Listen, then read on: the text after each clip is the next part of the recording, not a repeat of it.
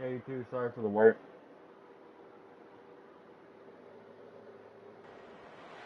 Welcome, everyone, to Pitbull Stadium, not far from Miami and the home of the FIU Panthers. And today, this fan base eager to show everyone what the Panthers' home field advantage is all about.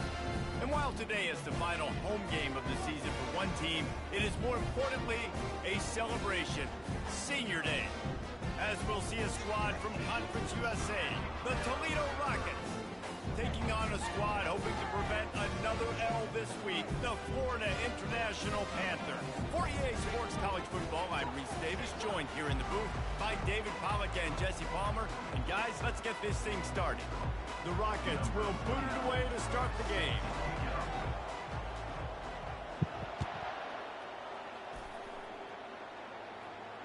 Not going to risk a return here. He'll make the fair catch.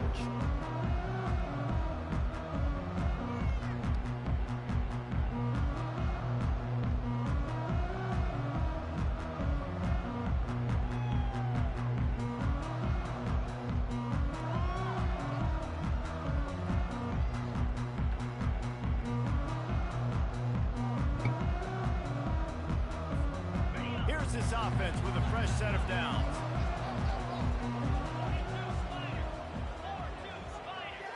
Wide receiver now comes in motion.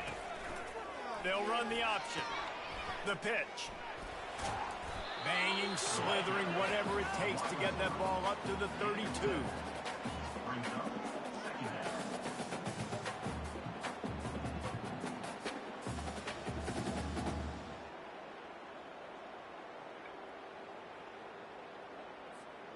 They ran it on first down, now on second. To throw, it's Jenkins. Got rid of it in a hurry, but he couldn't find his man. It's incomplete. Well, the defense watched film last week. They saw this running back catch multiple passes, and that hasn't been the case today. They are clamping down on him, always aware of him, especially in the passing game, and so far they've taken him away.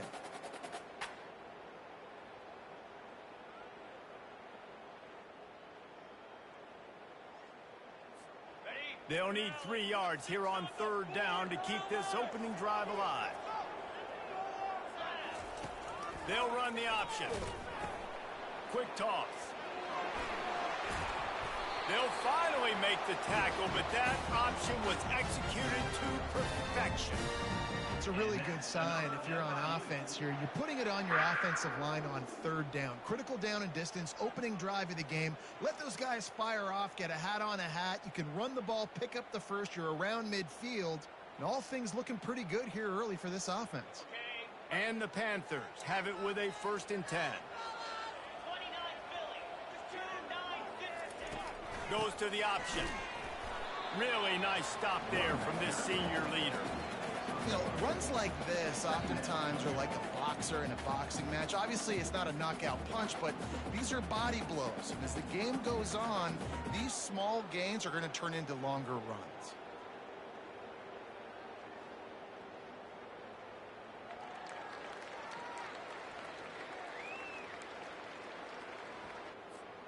Didn't get much on first down. It's 2nd and 9.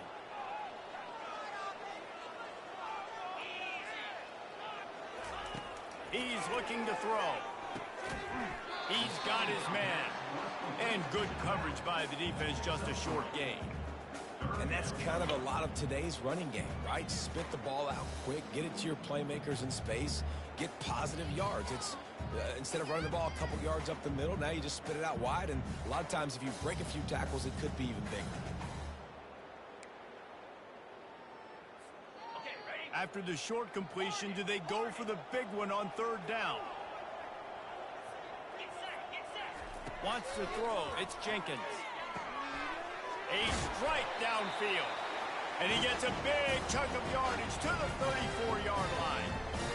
Well, you love to see this offensively on the first drive of the game. Your quarterback taking a shot down the middle of the defense, finding a guy for a big play. FIU set up with another first down.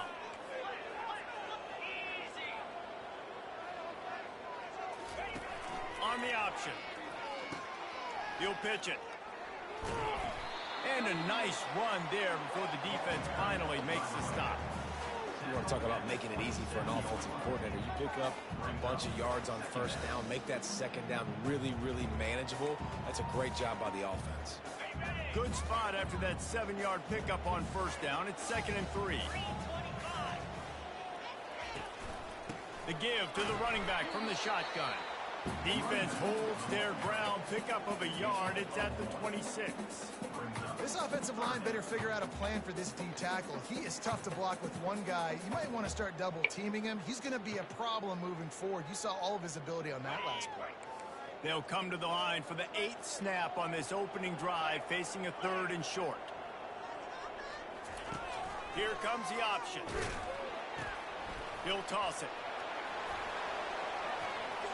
Got some That's some room bullshit. to the goal line. And he's loose, and he'll take it to the house. Touchdown, Panther. Feels like that was every option play You I've know done. this Like, offensive what is coordinator going on? scripts his opening 10, 15 plays, and he didn't even need that. They went 9 plays and scored a touchdown. Every time I try to do that, it's a fumble. Perfectly. They look like a well-oiled machine early in this game offensively. And he's got the extra point, and it's 7-0 to start this one. So they put together a 9-play, 75-yard drive. And it was finished off by a terrific 26-yard touchdown run. And he'll bring it out of the end zone. Not a lot of space to be found. Good hustle by the coverage team, and they stop him at the 21.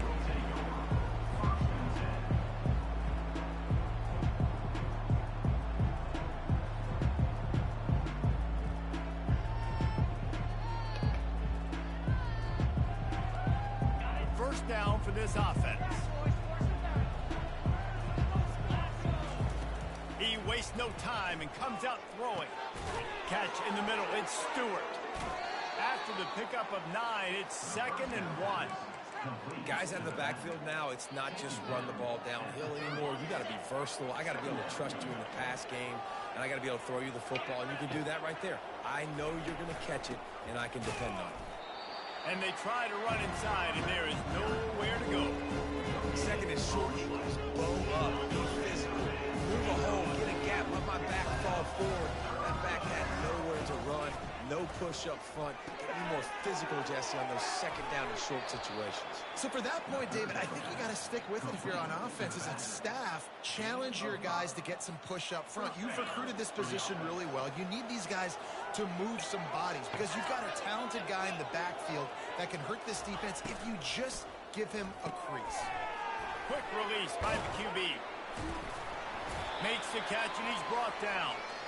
I really like the slot receiver, and I understand he's not the biggest guy in the world, but he just runs really good routes, and he's always under control. He can run option routes. He can run double moves. He does a great job cutting, and he's dangerous after the catch. Nice weapon to have work in the middle of the field. Caught close to the marker. It's Stewart. Couldn't ask for much more there. A first down, and Wrong they're down guy. to the 42. Man, a great job by the QB, finding the running back, get him the football where he can do some damage after the catch, and most importantly, get the first down. Looking for a man. It's Gleason. Finds the tight end. On the move at the Get off me. That is exactly what you're looking for when you talk explosive plays. The defense finally able to make the stop. That throw and catch, a really good example of why coaches don't want a quarterback to get stuck on a particular target, isn't it, David? Yep, that's exactly right. Find the guy who's open because you got so many guys that have so much speed that can do so much damage on the field. Find my matchup, get it to him, let him do the rest. International 7, Toledo 0.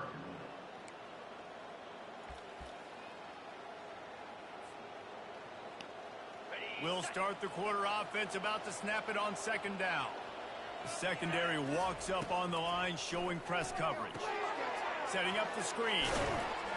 And the defense able to drag him down, but not before. They'll recycle that down marker.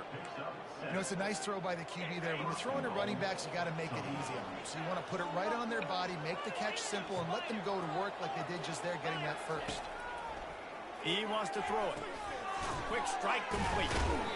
And the defense settled in to stop that one for a short gain.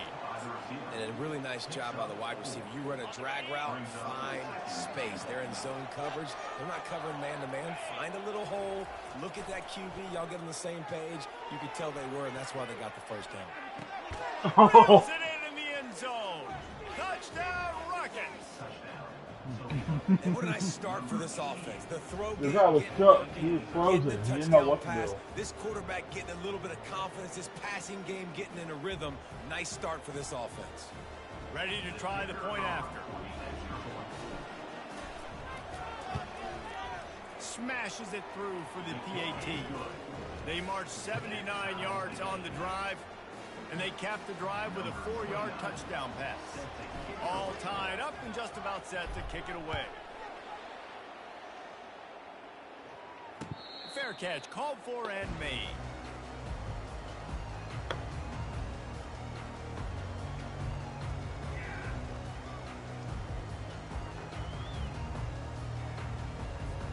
The Florida International offense is back on the field. After standing on the sideline and watching that long touchdown drive, they really need to put something together to give their defense a rest. And that's a real thing, man. Like, you played a lot of plays, you get worn out. You need a chance to go decompress on the sideline, get some oxygen. Palmer, now it's on this offense. Yeah, this is the definition of complementary football because it's a two-pronged problem. You've got to score points and answer, but you've also got to take your time and give your defense an opportunity to get their win. Motion trying to get the defense to show its hand. Gets it past the first down marker and still running. And he's bounced out of bounds, but not before a very productive gain. Just a simple play. Get the speedster on the edge, get the edge, block it up really well, and then let the running back do the rest. But I do like the finish from the defense. Listen, you gave up a big play. At least hit him as he goes out of bounds. Take a chunk out of him. Make the game physical. Make him pay for that run he just gave to you. Tackled immediately after the catch. Nice completion here to this wide receiver. And you're going to see this receiver line up in different spots all over the field all game long. Defense has got to keep their eye on where this guy is because they know he's a big part of this offense's success. And now on second down for this offense. He'll ride his man on the option. Now the toss. They bring him down, and he's going to lose a yard on that one. I think that might be an example of the running back maybe trying to do a little bit too much. Everybody wants to try to bounce the ball outside and hit the home run, but in college football at this level, you just need to do a better job taking what the defense gives you.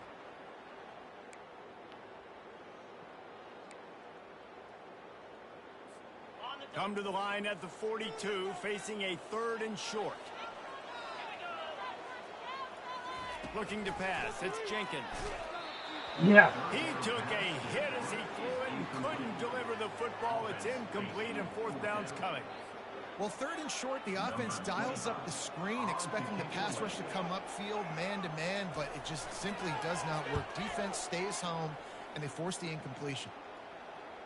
Able to keep them from getting a return, and the ball goes out of bounds. They're going to mark it right around the 20. Toledo has the ball. Here comes the offense. How big is this drive? Scored a touchdown the last time they had it. Defense gets a stop, and now it's up to them in a tie game. All right, so if you're the offensive coordinator here, let's dial it in. Who are your best matchups and best playmakers to take advantage of this golden opportunity? Yeah, and I'm interested to see this defense, too. Like, the momentum is clearly not in your favor. How do you get it back? How do you make a big play? Do you be more aggressive here to try to get the football back to your offense? Release to the back. Got it in the middle. It's Stewart. Up near the 40-yard line. They'll mark it at the 39, a pickup of 15. Nice job by the running back, catching the football and understanding where the first down marker was. I got to go get that first down. He did a nice job. To the air on 1st down. That's caught. It's Stewart. And they pick up just a few on that completion. You know, sometimes even a short game like that can be used to set up something bigger later on. No doubt, Reese, they can pump that and take a shot down the field. And don't worry, they're going to go back to that same play because they know this guy with the ball in his hands is dangerous. He makes one guy miss, he can take it to the house. They've got the screen set up. They finally get him stopped, but what a good job by that front wall to set up the screen and create some lanes for their running back. We'll take a quick break here. 2 minutes to play in the first half. And the Rockets have their offense in high gear. Now across the 50 and at the 48-yard line. They'll have it 1st and 10. Grabbed over the middle. It's Stewart. Go to the house. Go to the house. Strikes the blow. Almost took it all the way, but a huge gain, and he has him set up 1st and goal. Well, after that last play, you can see how electrifying this guy is and how special he is after he makes the catch. If I'm on offense, I'm trying to find a lot of ways to get him touches in this game. The Rockets have it with a 1st and goal. They'll try to get it in with the run. He steps and powers and works his way. They finally get him down at the 2. It's now 2nd and goal.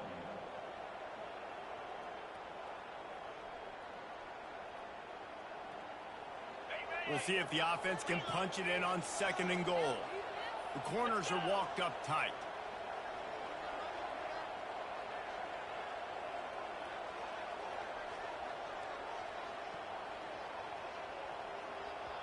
Timeout called by the defense. It's their first of the half as they'll go to the sideline and try to make adjustments.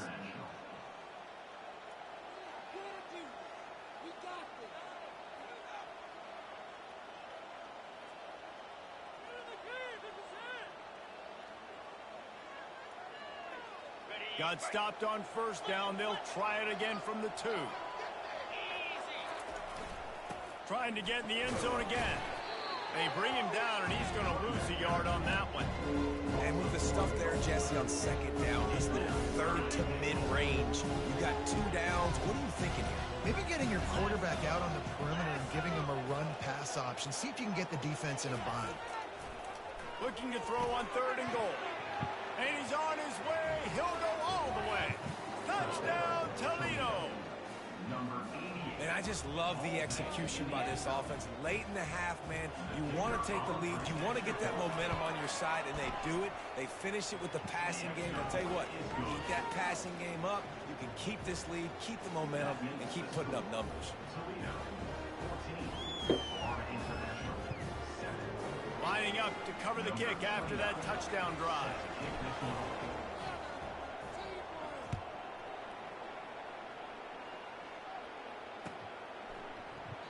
He thought about bringing that out for a half second, but he'll take a knee and they'll bring it to the 25.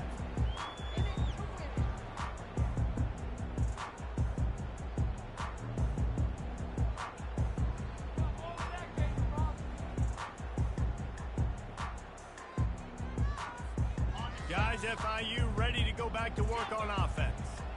They hope to be able to cash in on this drive, David, after having to punt it last time. Yeah, and I think this offense needs to start it with the first play. You need to be successful and productive on that first play, and it gets you in less predictable situations. No doubt, too. Don't you just feel like there's a little bit more sense of urgency on this drive? It just feels like they've got to be able to put some points up on the board here. You love to deliver a punch on the first play of the drive. They've got it at the 46 on 1st down.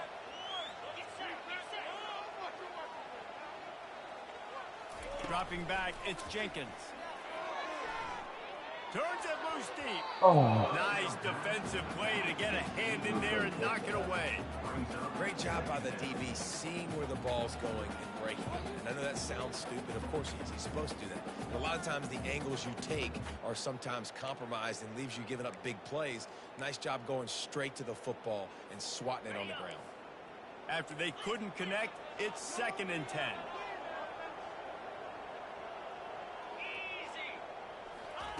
He's looking to throw. He's going to take off. Man, that's so frustrating. It happens so fast. He just pulls it down. It looks like pass. He pulls it down, and he's gone. Just like that, chewing up yards. So much speed, so hard to stop. Going up top on 1st down. It's complete to the left. He's brought down, solid pickup, but a little bit short of the 1st down. There's a timeout called as this offense tries to find a way to draw a little closer.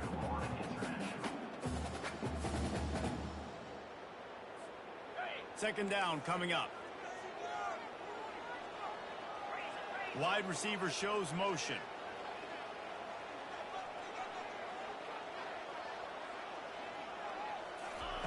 On second down, they'll take to the air. Find space on the right. And they'll finally catch up to it, but not before a big chunk of yardage is picked up. Quarterback checking off. A little too anxious along that offensive line. That'll be a false start. So the decision has been made, and the coach will take the penalty.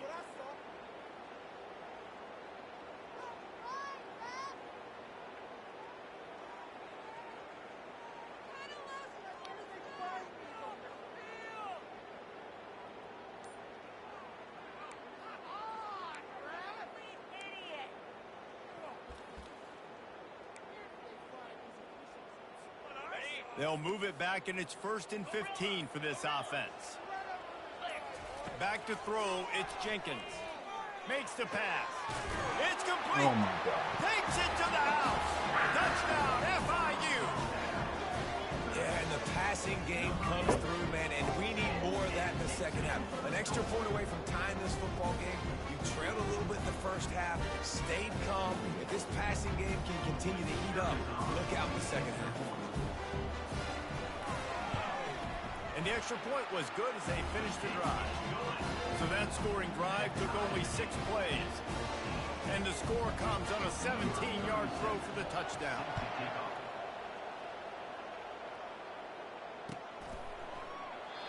And it'll come out to the 25. No attempt at a return.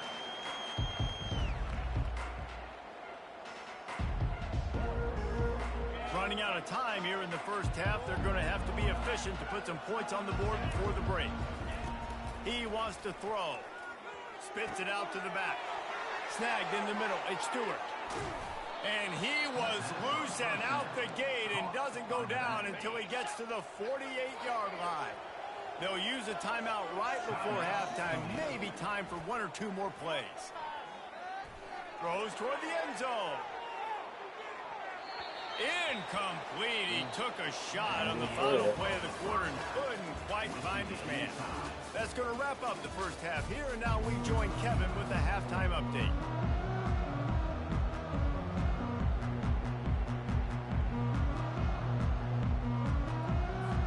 FIU has it on a tee, about ready to go here in the third quarter.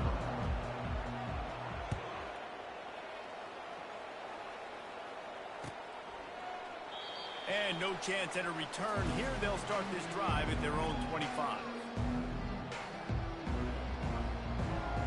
Guys, let's see what Toledo can get done on offense this time. First drive of the second half, always fun to watch. You see what type of tweaks were made at the half, especially when you're locked up in a ball game like this one. Yeah, and it's been a good game. I mean, it's been a little bit of back and forth and a feeling out process. And now once you get in the second half, who's going to get aggressive, Palmer? Who's going to take some shots, try to make some plays, and really go for it? Yeah, it's interesting. I think as play callers right now, you learn a lot about these coaching staffs with respect to who does make the best adjustments. There's a lot of coaches that believe we're just going to be who we are. We're going to keep doing what we do. We're just going to do it better. But then there are others that tweak things a little bit on offense and on defense. We're going to find out here. Got it in the middle. It's Torres. At the 45 on its way. And they are pushing the ball down the field. A big pickup on that one, and the tackle is finally made. It's amazing in college football, the tight end position and how much has changed. Back in the day, you're a blocking guy. Maybe you catch a flat route. Today, these guys have athleticism, and you just saw it from that dude after the catch on that last one. Grabbed in the middle. It's Torres. They make the stop after the catch, and still some work to do to pick up that first down. That's why the good Lord invented tight ends, isn't it, David? Get a good pickup on first down, open up the entire playbook. And it just makes life so easy on quarterbacks. I mean, you got these guys that are so gifted athletically that you can do everything with them. They're like overgrown wide receivers, and now understanding zones and how to attack them. It's just unbelievable when you got these kind of big athletes. And the Rockets line it up with a 1st and goal. To the air, it's Gleason. A little screen to the running back. They'll mark him down at the 2. The excellent execution on that throw and catch. Well, a nice gainer on that running back screen. How about the offensive line getting downfield and getting blocks to really help out the back, find some space to go to work? Just a solid stop by this sophomore. Well, this situation on the field, this defense has their hands full because this running back just seems to have the nose for the end zone. Of course, he scored his last time out. He's really good down here close to the goal line, finding creases. They were all over him. Nowhere to go as that third down play turned into a disaster. And as they come to the line of scrimmage here, you can take the lead with a field goal, but a touchdown here gives you extra. Touchdown Rockets! And with that one, they jump on top here in the second half. Number 88. He'll try to tack on one more. And the extra point is true, and they're on top by 7. And let's check in with Kevin Connors in the studio. Kevin? All right, guys, want to update you on a game that went final moments ago. Vanderbilt is going to walk off the field there in Nashville with a much-needed victory. They had this one circled on the calendars for some time, and regardless the score, that W has to feel good. It's one game. You don't want to react too much either way, but I think both teams will leave this one with some things to work on moving forward. And Kevin Connors keeping an eye on everything all over the country. Sounds like they had a good one there. Moving the running back, trying to get the D to tip its hand. They bring him down, and he's going to lose a yard on that one. If they thought it would fool them to give it to the fullback, that was not the case. Yeah, give this defense credit. They obviously watched a lot of film this week, and they knew there were a lot of different guys offensively that could touch the football, including the fullback, but he had no room to go there. Didn't get much done on that first play of the drive. It's 2nd and 11. Getting some heat. Got rid of it quickly, but it's incomplete.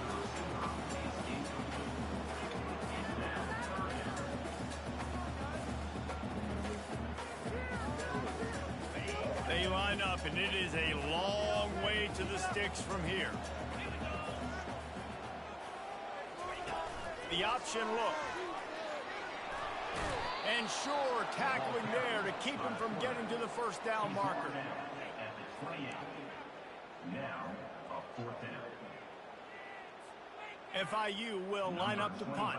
This will be the second time they've had to kick it away.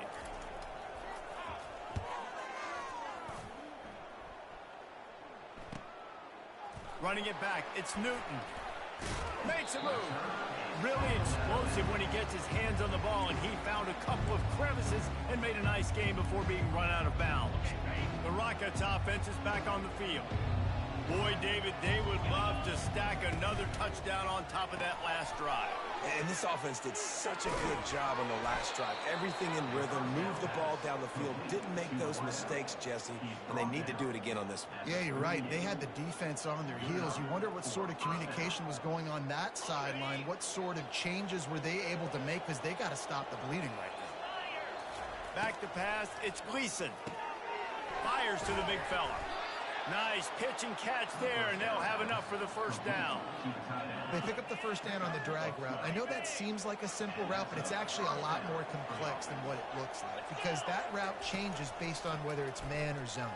If it's man coverage, he's flying across the field. If it's zone, he's got to sit down over the ball in a soft spot, giving his quarterback a place to go with it. Nice job of those guys being on the same page there. And quarterback, receiver on the same page. Nice job seeing the zone, understanding the drag route concept. Easy pitch, easy catch. To the ground with the back. They get him down, and that'll be the final play of the third period. That's the end of the 3rd quarter. With the score, Toledo, 21. Florida International, 14.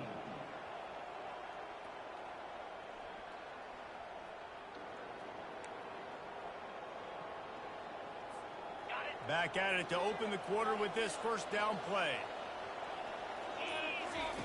He's going to pass. And he got a hand in there, knocks it away, incomplete.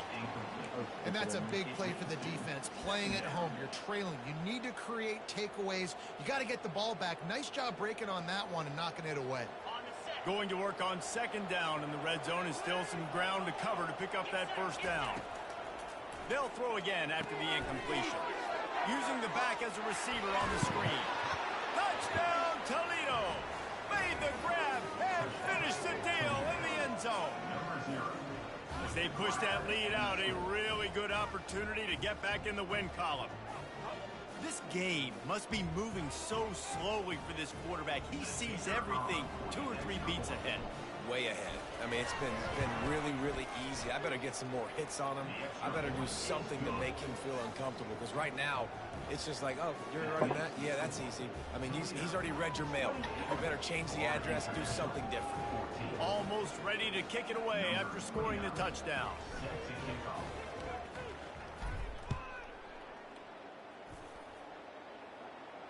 No return coming. He'll call for the fair catch.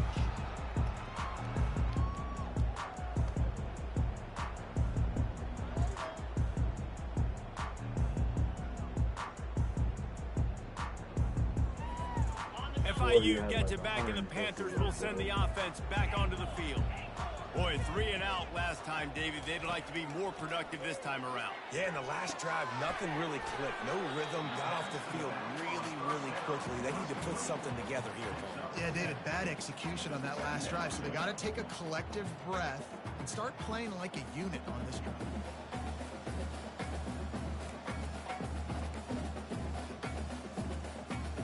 After the first down completion, it's second and short. Scanning the field, it's Jenkins. Knew where he wanted to go with it, but couldn't find his target. It's incomplete. Well, give the defense credit, because they're forcing this quarterback to throw into very small windows under duress.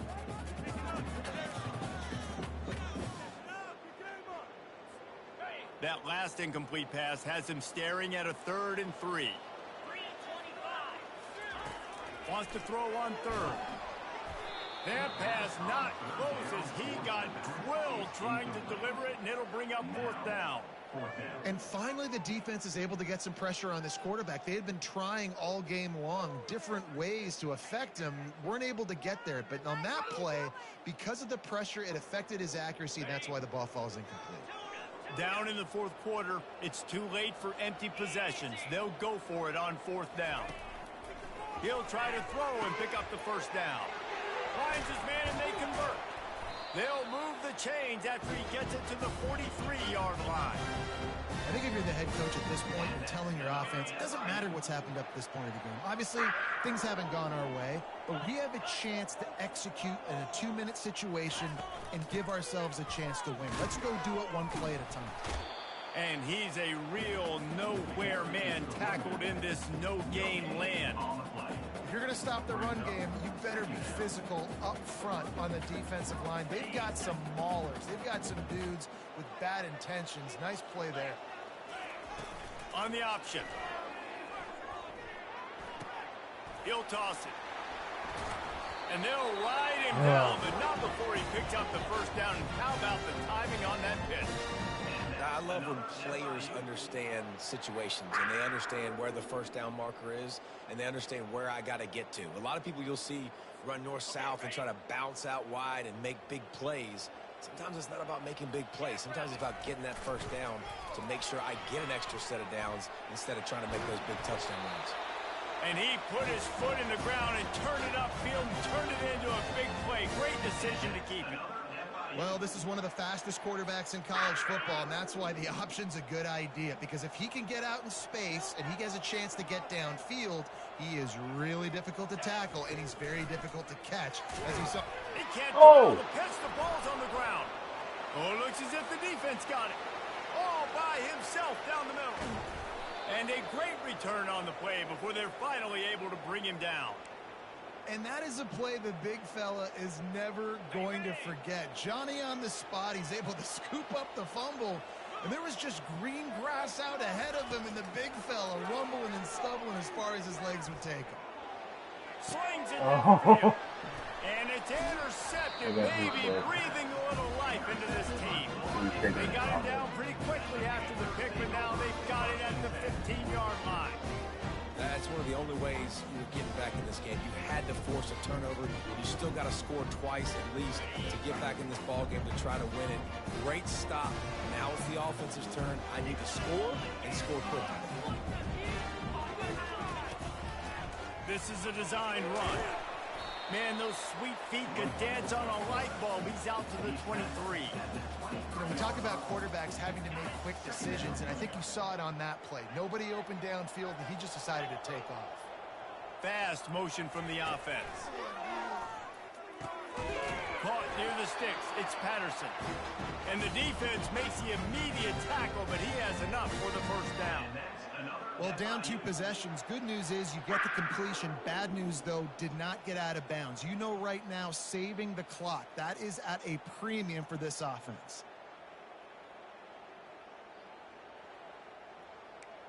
Maybe this will breathe a little life into this offense, which has been flatlined in the second half. Here's 1st and 10. Back to throw. It's Jenkins. Complete. Still on his feet at the 45. And the explosiveness, the big gainer gets it to the 49-yard line. And that's why, if you're the offensive coordinator, you've got to find as many ways as possible to get this guy going. Just get him the ball close to the line of scrimmage. Doesn't need to be a throw deep down the field. He's so dynamic when he has the ball in his hands. You saw it right there. Trying to find his man on 1st down. On target to the left. Ripping through the defense and getting it all the way down to the 24-yard line. And there's no quit in this team. Obviously, they're trailing late in the game, but they're trying to make it happen. We've seen 2 big plays now, back-to-back. They're putting pressure on this defense. 1st down here with time for maybe one more play until the 2-minute warning.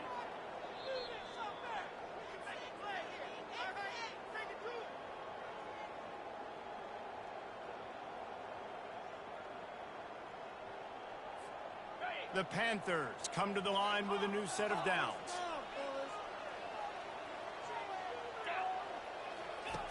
The aerial assault continues.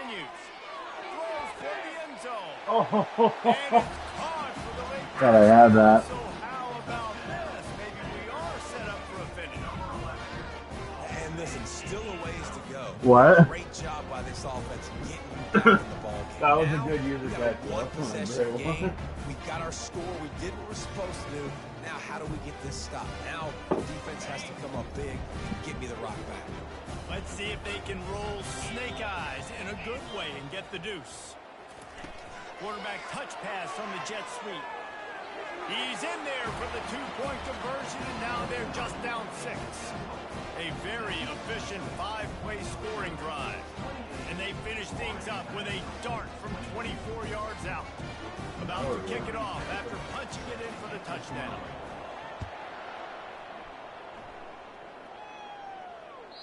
That ball skips through the end zone. It's a touchback, and they'll take over at the 25-yard line. I thought you would have.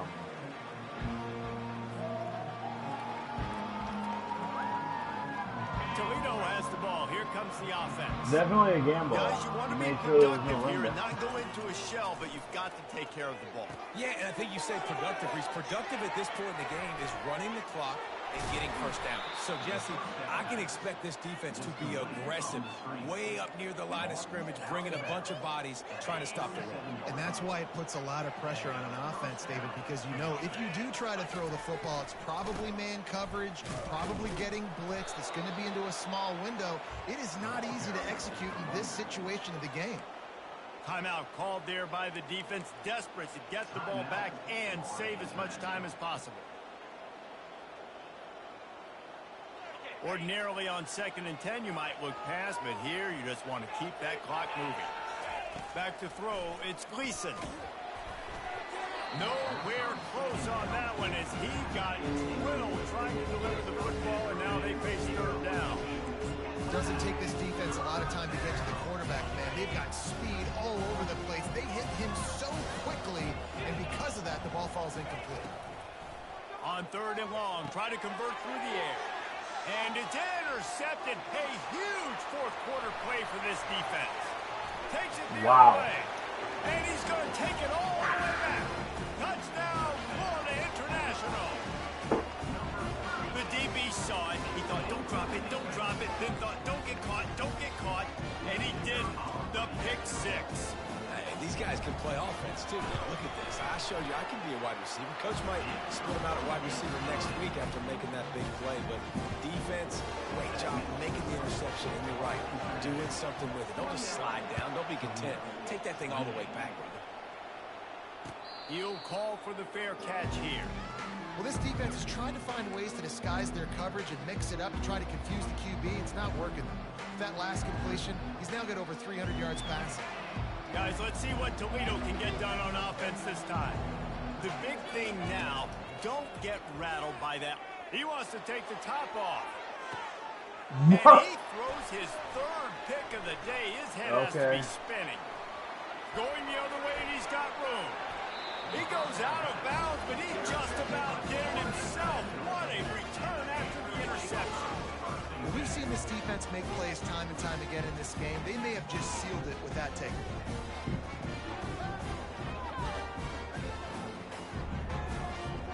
The offense lining up for a first down play. The handoff, keep working on that clock. They bring him down, and he's going to lose a yard on that one. Quick timeout called by the defense, stopping the clock to save as much time as possible for their offense.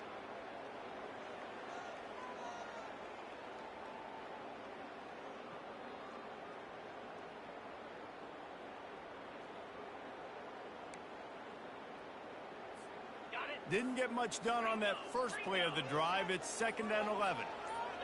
Now the quarterback changing the original play call. Looking to throw, it's Jenkins. Gets it out quickly. Stopped after making the catch. Defense uses a timeout quickly, trying to get that ball back and preserve time for their offense. I want to get my running backs the ball in space as much as possible, and sometimes it doesn't work in the running game. But I can throw it to them. I can try to create some space out wide, dump him the football, let him make some catches, and see if I can't get some big plays out of it. Now on the option. And the third down pass is incomplete. Timeout called there by the defense, desperate to get the ball back and save as much time as possible. And now on 4th down, they will put it on the shoulders of the kicker to save them with his foot. It's good. Easy call for the ref. Let's go to the studio now and check in with Kevin Connors. Kevin, what do you got? Fellas, I think at least a What's your Bible for this will have game? interest in the one that just finished up. Ohio delivered the type of thrashing generally reserved for homecoming games in Athens. Thing is, this was a road victory, and a win like this is going to resonate throughout the MAC. A lot to go through in the film session this week for both teams, but boy, it sure is going to be easier for the side that came away with the win. He's going for it all. And it slips through his fingers, incomplete. That would have been a huge gain if he could have held on. Last incompletion leaves him still sitting at their own 25 with 2nd and 10. Makes the catch. It's Stewart. And listen, I know that wasn't a huge gain. It was positive, but I like doing more of that in today's college football. I'm just going to try to give my playmakers a chance to do damage in space away from all the big boys inside. And boy, is he close to that first down, maybe just a couple of inches short. These corners going to give these receivers some space. On 4th down, looking for the completion. Makes the grab, and he's got the first. Oh, it's on the ground. Defense covering it up and not letting the offense. This is a bug bullshit. This defense knows that turnovers win games. And here in this 2-minute situation with the lead, they've got a chance to shut the door if they can create one, and they did it right there. Great job getting that ball on the ground and then being there to fall on top of it. They're going to leave here with a W. When we get to the offseason and they start having coaching clinics, they're going to roll this game tape back to show both offenses. Dial it up and let it run. I mean, that's essentially what we saw in this game. It didn't matter what either offensive coordinator was calling. Everything seemed to work through throwing the football in the intermediate passing game, the RPOs, the run game, David. This was just clinical offensive football. And offenses have evolved so much. They can do so many different things, and they know how to use their playmakers, get speed and space, make those big plays. So that's why offenses are ahead of defenses in this game. It was no...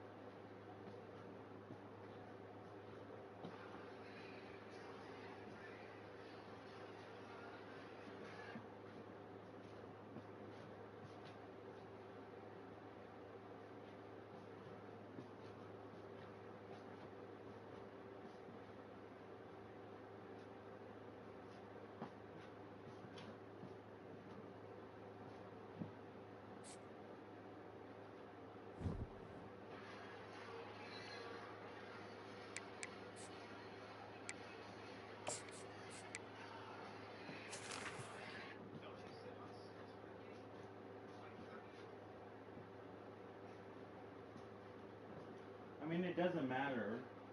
You still have to beat me next week, which won't happen.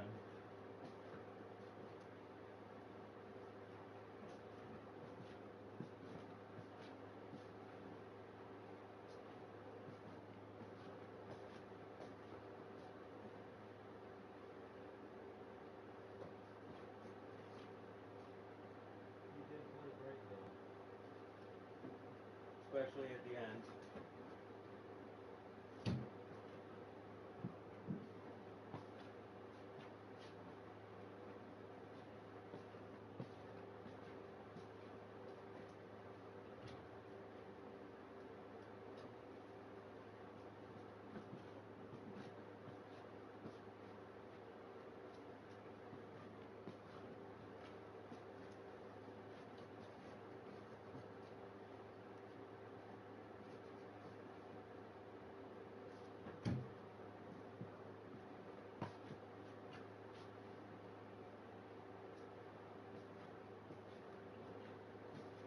No, I said he played great.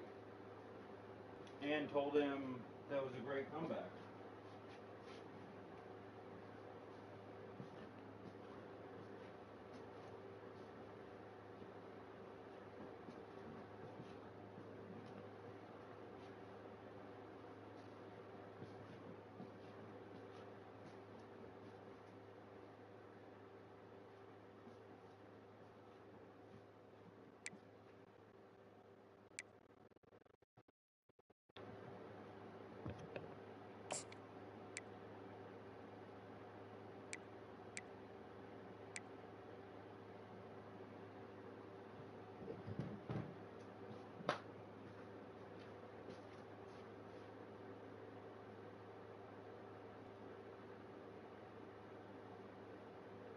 Funny joke.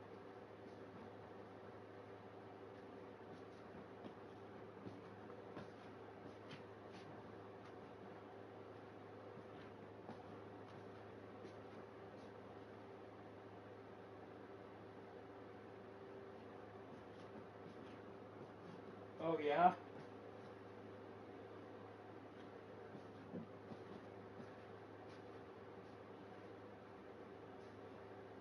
Those same dogs that made you lose to Akron and MTSU?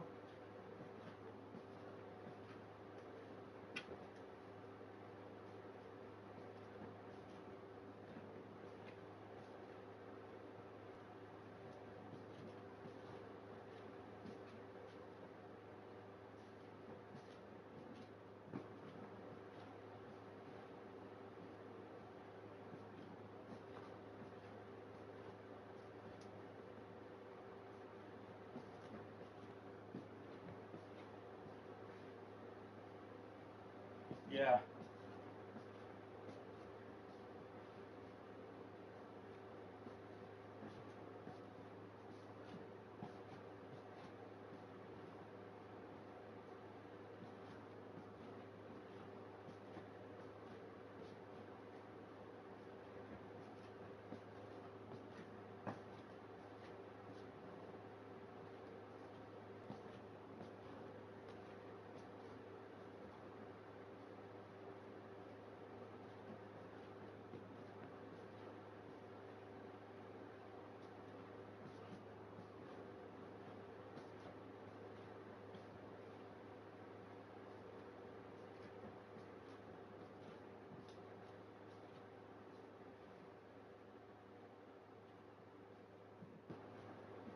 I never said you weren't a good player.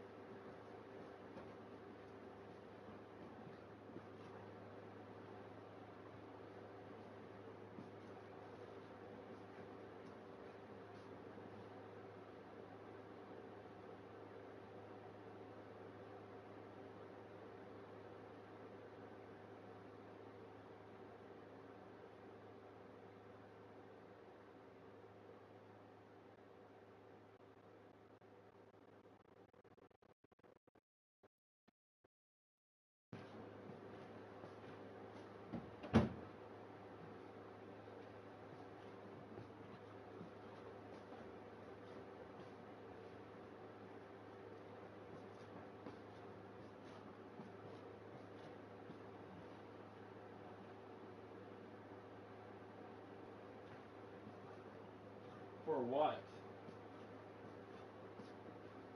Let's say you do beat me. It doesn't get you anything. I still control my own destiny and have 2 shots at it.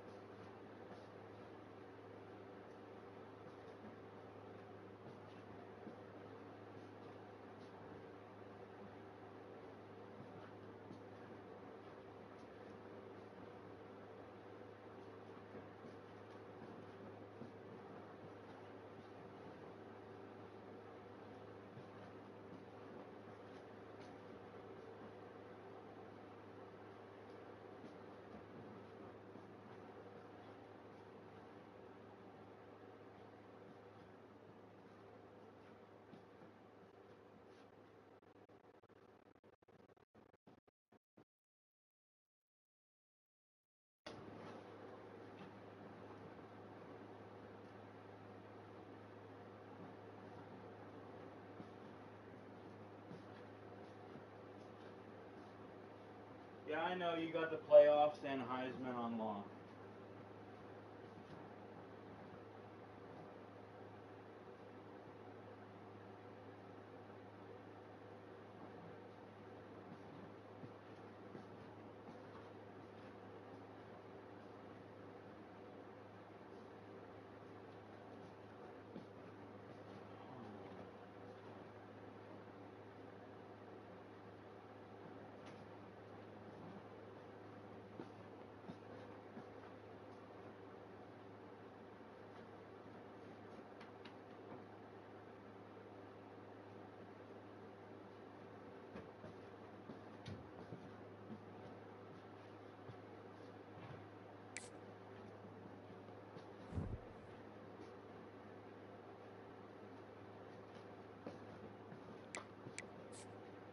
Do you want to go to the standings? 'Cause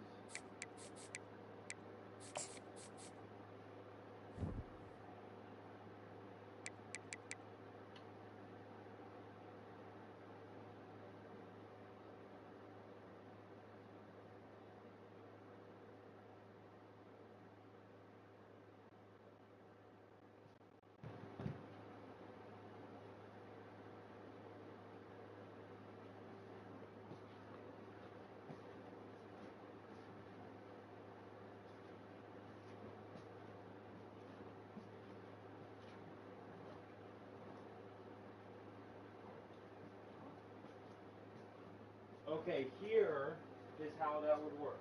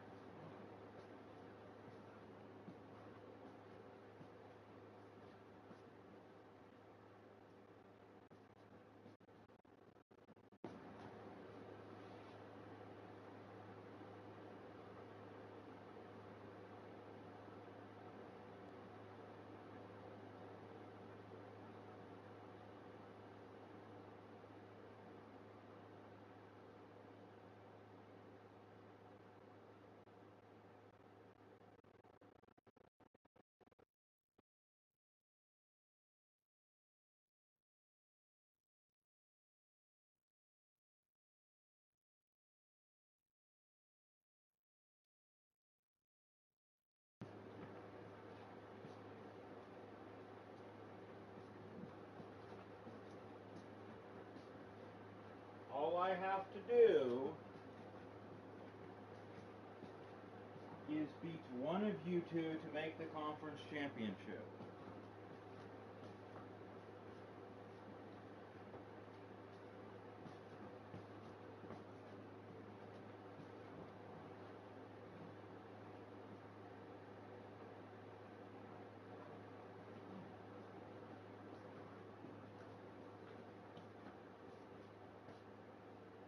That's why I said it doesn't matter.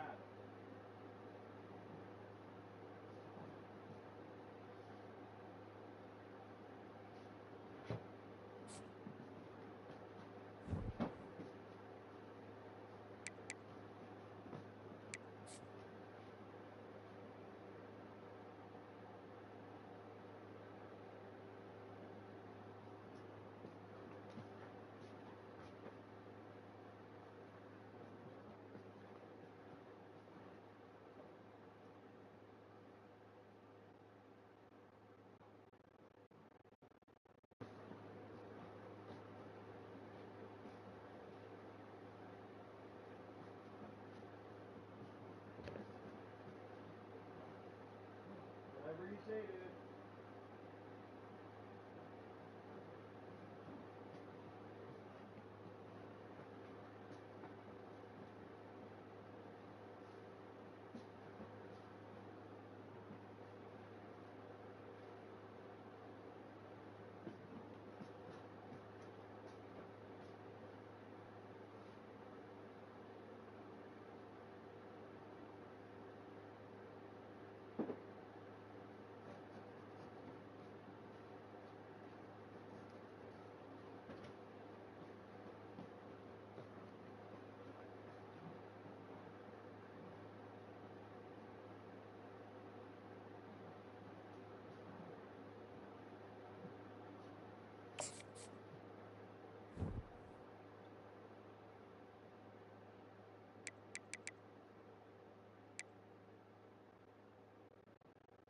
It's gonna be really sweet eliminating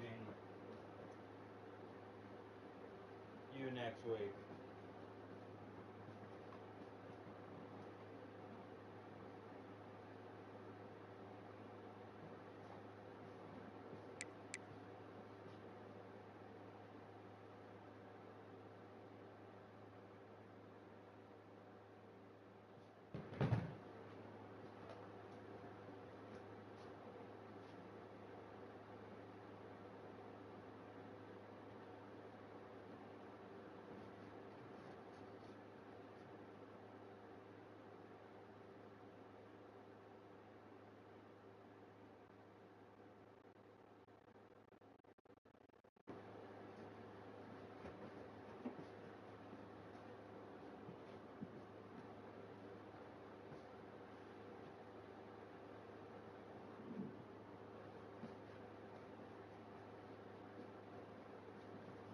You probably got the playoffs on lock though.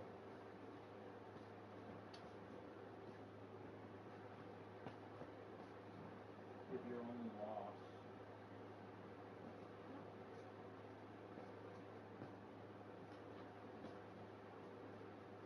is to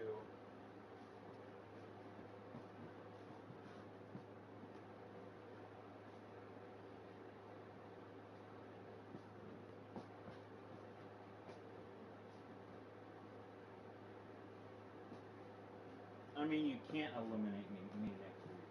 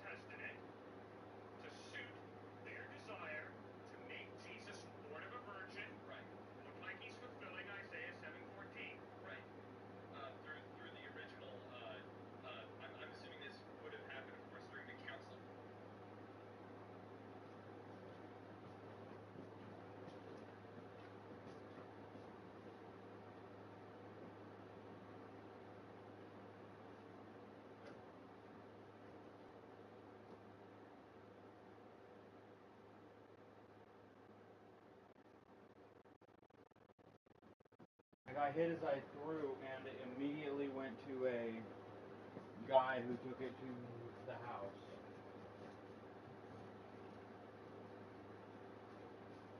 So dumb.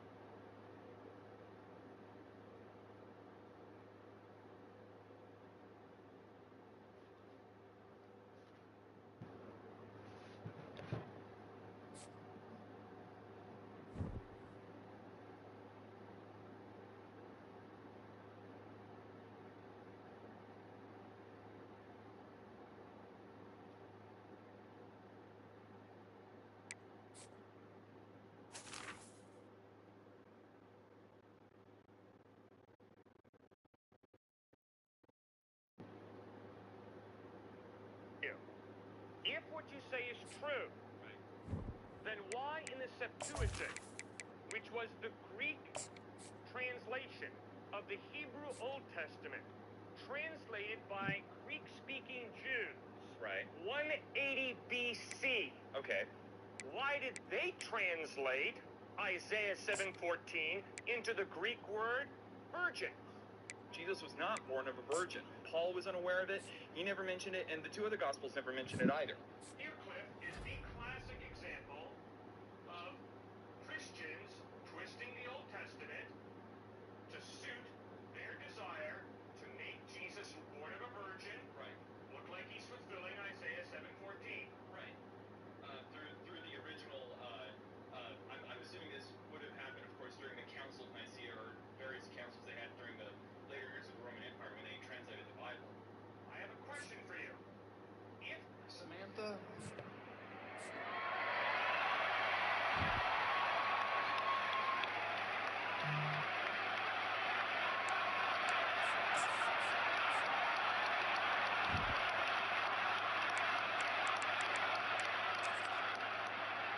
I'm sure you know what I'm going to ask of you.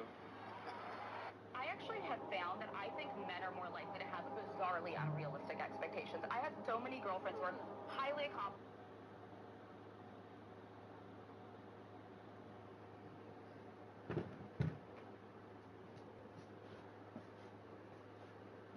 Not gonna happen.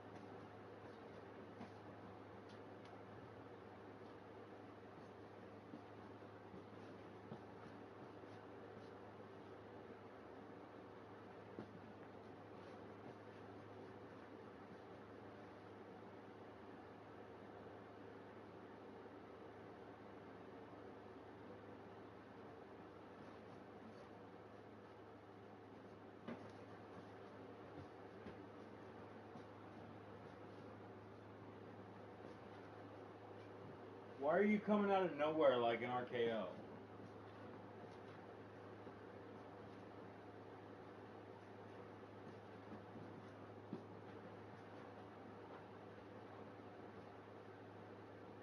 I feel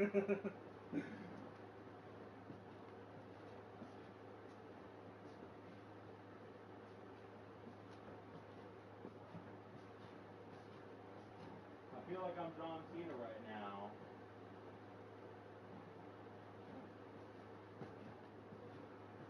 And it's back in my childhood.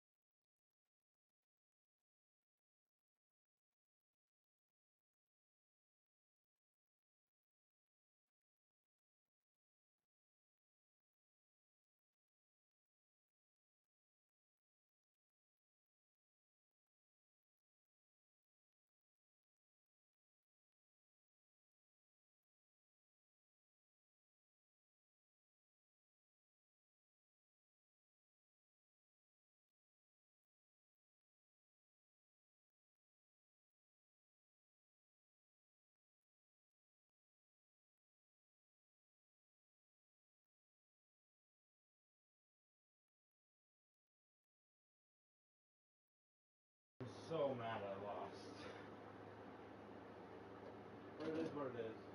Still control my own destiny.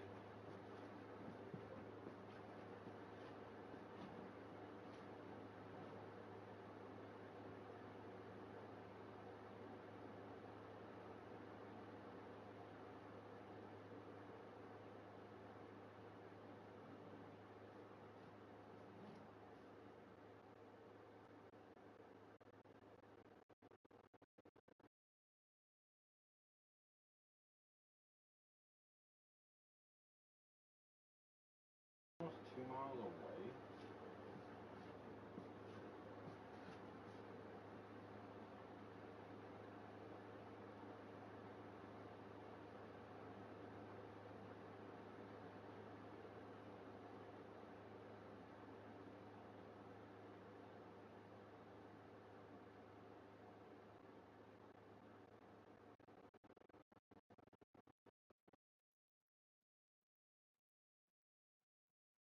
That works. Props to you.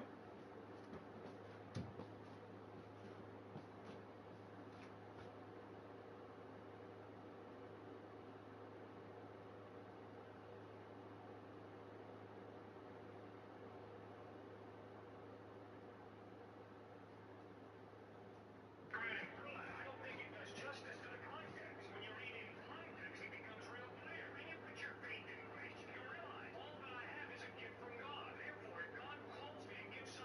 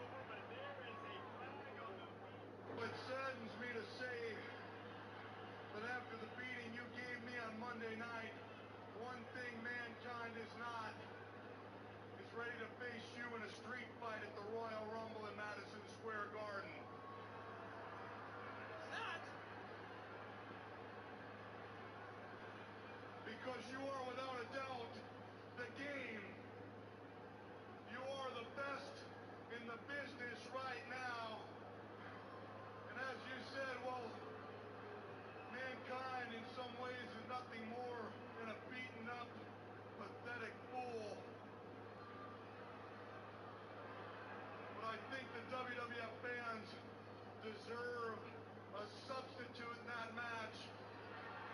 Substitute?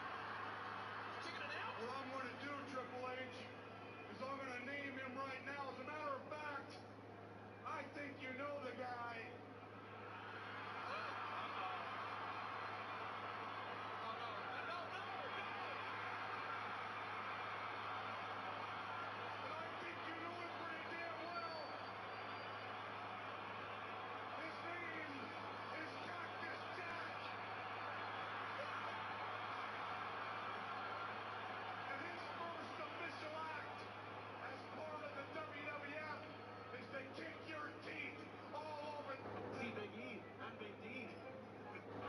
So it saddens me to say,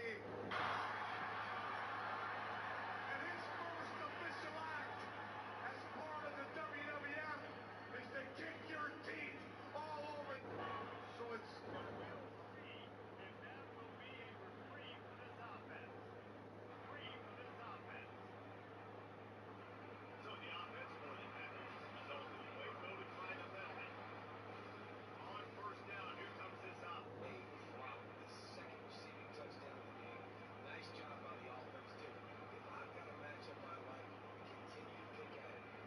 Created men to be the protectors and providers, and it is a strong society that recognizes that that's men's role to go out and protect the family and the nation. It is a weak and feeble society full of weak and feeble men.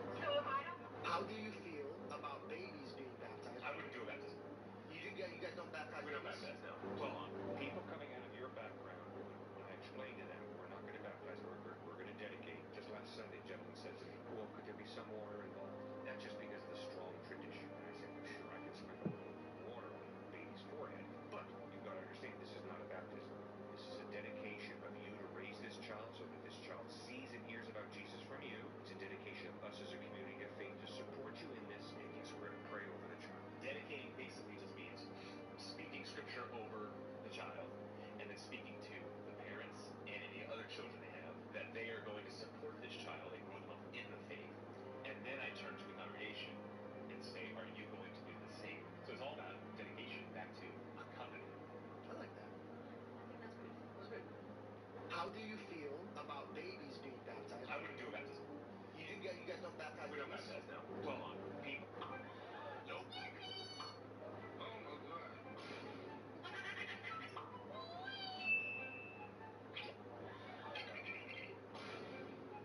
Sam Laporta, Travis Kelce. I'll take Sam Laporta. Laporta outscored Kelce last year. I have no reason to believe that Kelce's going to come back and outscore him this year, so I'm just going to roll with the under. Yeah, Chiefs added wide receiver. Lions lost it. I have Laporta too. Are you going Ramondre, Aaron Jones? If I'm going to go running back on a bad offense, I'll probably just go ahead and take the younger guy. Aaron Jones is 100 years old, so with Ramondre, I don't have much hope for the offense, but at least he can get some receiving usage. Yeah, I was Aaron Jones before the McCarthy injury, but I'm Ramondre now. Right. And lastly, you're going to go Montgomery or Kamara. That one's tough. Montgomery's obviously not a better offense. I think in standard leagues, I'd probably go Montgomery because of the touchdown upside. That's his role in that offense. But in PPR leagues and half PPR leagues, I think I'm just going to go Kamara because of the receiving upside and the high floor. I'm right there with you, especially now that Miller looks like he's not going to be a factor. I think Kamara really is just competing with Taysom. Sam Laporta, Travis Kelce. I'll take Sam. My soon-to-be ex-husband just pulled up to my house in a brand new truck, and I'm not really sure if I'm sad about it or if I'm mad about it. There's a little bit of both happening there because a brand new truck really mattered more to this man than his marriage and his dog. Which, I mean, if he wants to be the loser that lives in an apartment with a brand new car, then by all means be my guest. All he's doing is showing me that he really was a financial burden on me and that I should not keep him around. One of the most consistent arguments we had was that he wanted a brand new $100,000 truck. Or does he have a real use for that car, especially now that he lives in an apartment? I think that most guys watching this will guarantee you that that man is so happy with his new truck. And he's probably not even thinking twice about what his ex-wife thinks about it. Because that's one of the biggest benefits of being single. You get to make all of your choices yourself. My soon-to-be ex-husband just pulled up to my house in a brand new truck, and I'm not really sure if I'm sad about it or if I'm mad about it. There's a little bit of both happening there because a brand new truck. Say what you want about Kamala Harris, but I saw her give a speech where she perfectly articulated a whole host of problems the country has been facing, especially those that are unique to about the last 3.5 years or so. And she has promised us that just as soon as she's in office, she'll start fixing those. Just as soon as she's in elected office. Say what you want about Kamala Harris, but I saw her give a speech where she perfectly articulated stuff. I figured out there's basically a 5-step process to taking something over. The first thing that they do is they demand access, which sounds totally reasonable, and in a lot of cases it is. You've got your Boy Scouts. Well, what if a girl wants to be a Boy Scout? Let a girl in, right? So you already have to compromise on something extremely fundamental there. Then they demand accommodation. It's not enough that they're in, they have to be treated the way that they want to be. Then they demand a seat at the table. The reason that we've been being treated badly is because we don't have any power. Once they get a seat at the table, they put all their effort into gaining more seats at the table. So they demand to control the table. And then when they control the table, they demand to be able to control the entire institution. Accommodate our ideology. Accommodate our politics. Make changes for the most cantankerous 1%.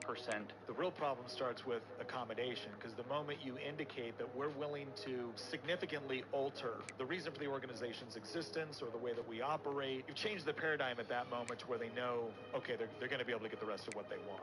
I figured out there's basically a 5-step process to taking something over. The first thing that they do is they demand access, which sounds totally reasonable, and in a lot of cases it is. You've got your Boy Scouts. Well, what if a girl wants to be a Boy Scout? Let a girl in, right? So you already have to compromise on something extremely fundamental there. Then they demand accommodation. It's not enough that they're in, they have to be treated the way that they want to be. Then they demand a seat at the table. The reason that we've been being treated badly is because we don't have any power. Once they get a seat at the table, they put all their effort into gaining more seats at the table. So they demand to control the table. And then when they control the table, they demand to be able to control the entire institution. Accommodate our ideology. Accommodate our politics. Make changes for the most cantankerous 1%. The real problem starts with accommodation, because the moment you indicate that we're willing to significantly alter the reason for the organization's existence or the way that we operate, you've changed the paradigm at that moment to where they know, okay, they're going to be able to get the rest of what they want.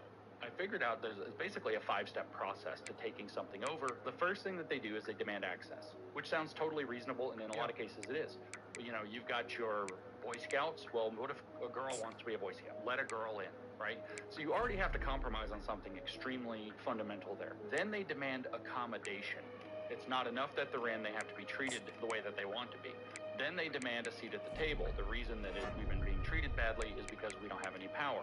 Once they get a seat at the table, they put all their effort into gaining more seats at the table. So they demand to control the table.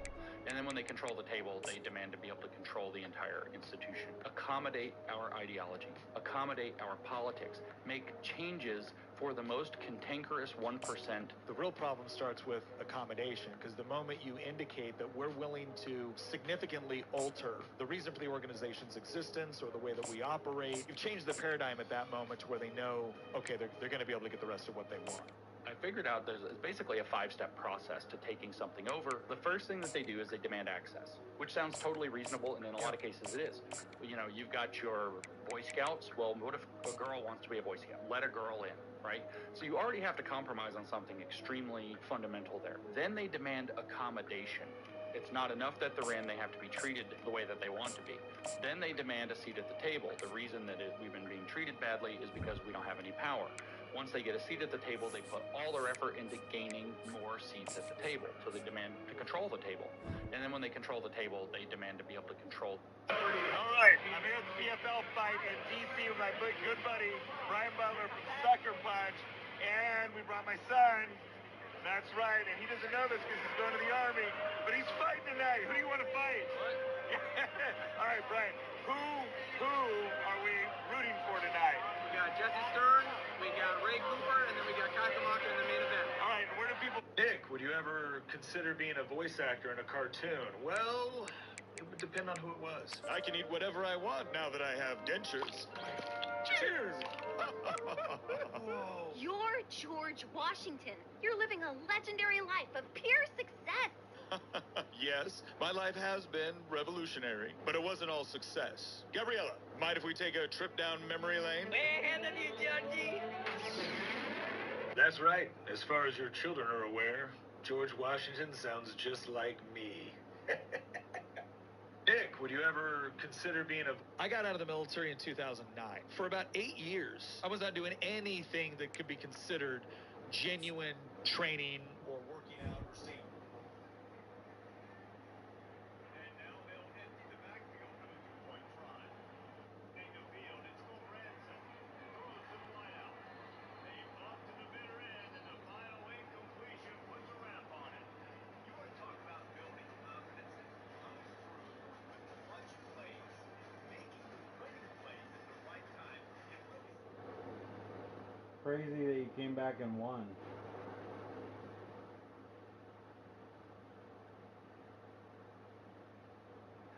That wasn't the case today, David. Too many guys out there making big-time plays. And I think belief is what you build. That confidence. You know you're going to win. You don't think you're going to win. You know you're going to win.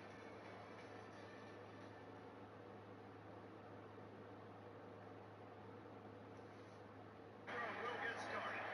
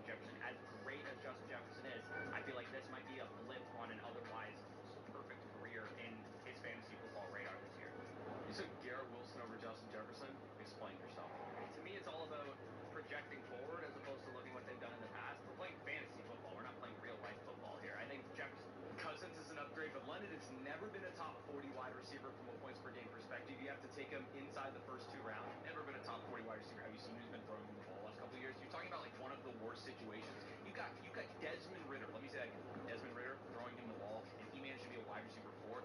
That should get him in the Hall of Fame alone. I think giving him Kirk Cousins, who Kirk Cousins obviously can support wide receiver 1s, wide receiver 2s, and tight end 1s. We saw that in Minnesota. Coming over that offense is going to be way better. This ranking of George Pickens is whack. This is a horrible offense. Pickens has never been viable in fantasy. What do you see here? I see a player who was #1 in yards per reception last year. I see a player who just had a competition move. Deontay Johnson, 22% of the target share gone. Nobody else to compete for targets. He's a big fish in a small pond, but I think there's enough to eat. This ranking of George Pickens is whack. This is a horrible offense. Pickens has never been viable in fantasy. But why are you excited about Henry this year? The man's old, not going to catch passes, and has declined for 3 straight seasons. The man is old, and we've been projecting a fall off, and it just hasn't come. At this point, I'm treating Derrick Henry like a unicorn because he is a unicorn and has been his entire career. I think in a Ravens offense with Lamar Jackson, I think that's going to help take focus away from Derrick Henry, which will open the field up for him a little bit more than we've seen. Achane averaged over 8 yards per carry last year. Most efficient running back in the NFL by far as a rookie going into year 2 in an offense that projects out to be top 5 in the NFL. I don't see how you're not drafting him. He's an undersized back. Raheem Mostert's still there. They drafted Jalen Wright. Yes, he was one of the most efficient running backs this past year, but when you're at the highest point, there's going to be downfalls, and that's exactly what I'm predicting for Devon Achane to come into this year. I don't think you should be drafting him at all. Achane averaged over 8 yards per carry last year. Most efficient running back in the NFL by far as a rookie going into year 2 in an offense that projects out to be top 5 in the NFL. I don't see how you're not drafting him. He's an undersized back. Raheem Mostert's still there. They drafted Jalen Wright. Yes, he was one of the most efficient running backs this past year, but when you're at the highest point, there's going to be downfalls, and that's exactly what I'm predicting for Devon Achane to come into this year. Achane averaged over 8 yards per carry last year. Most efficient running back in the NFL by far as a rookie going into year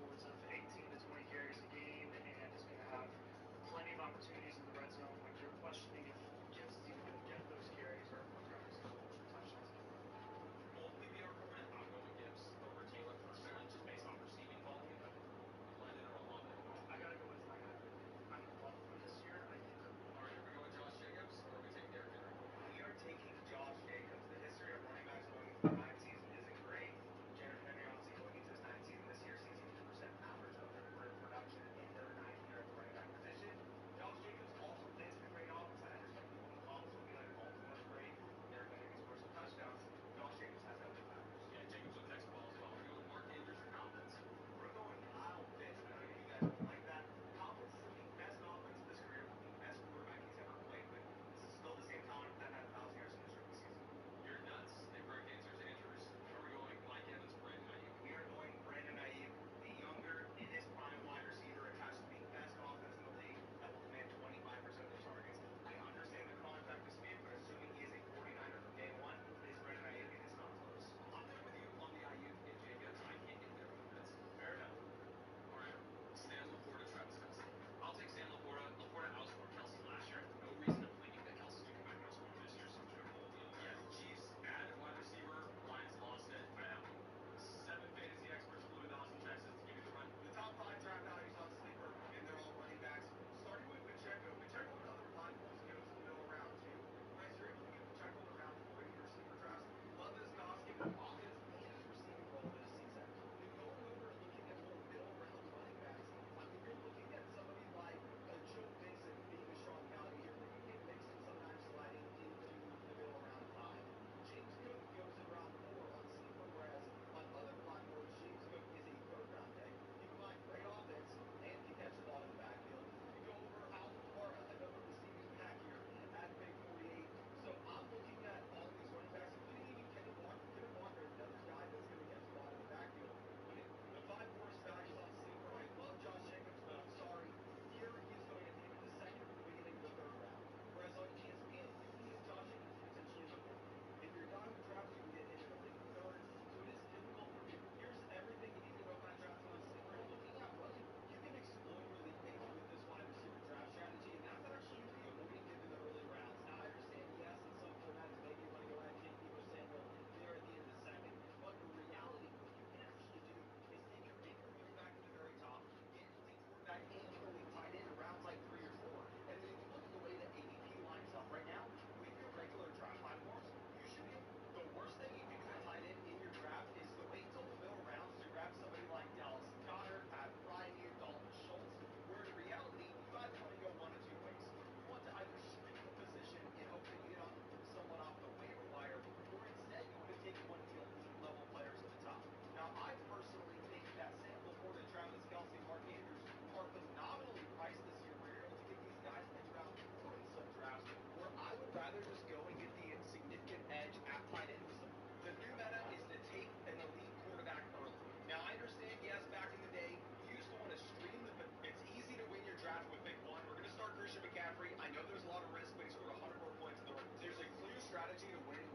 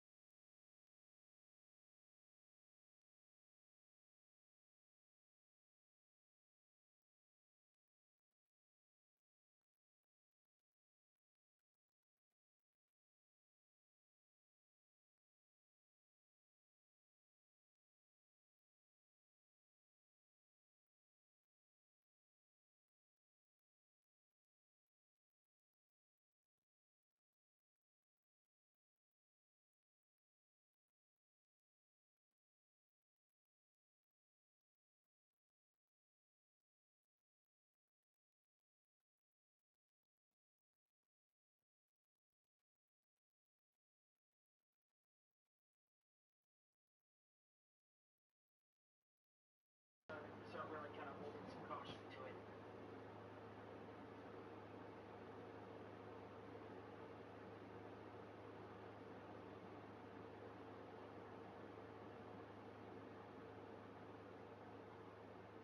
Hello, everybody. Welcome into the Fantasy Pros Football Podcast. I'm Ryan, warmly joined today by Derek Brown and by Andrew Erickson. We did a show yesterday. We're doing one today. You know that it is getting into the season or closer to the season when we're doing shows basically daily with the three of us.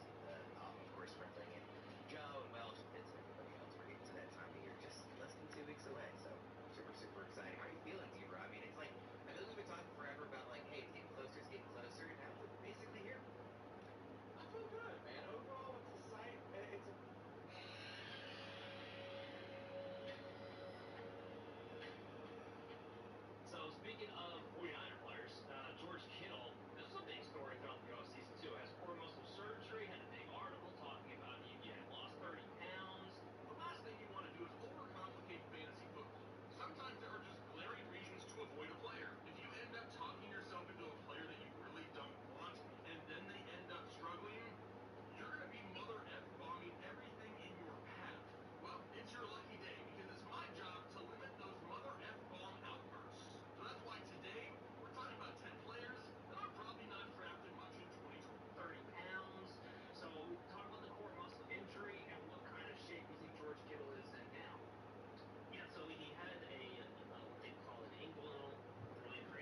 essentially it's a hernia where part of your lower abdominal wall kind of herniates out through a layer of tissue that's supposed to be contained within.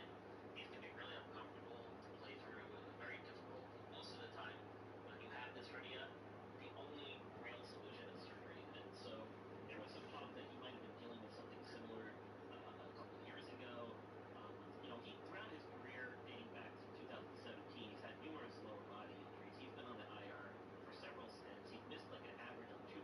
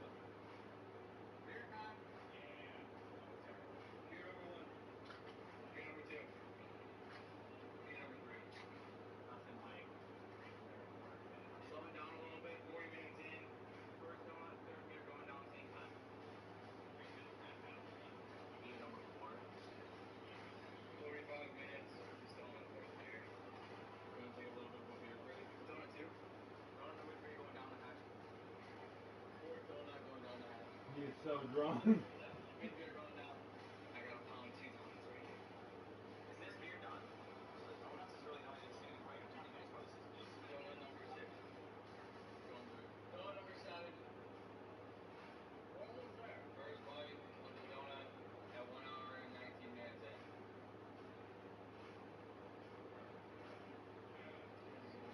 Sixth beer.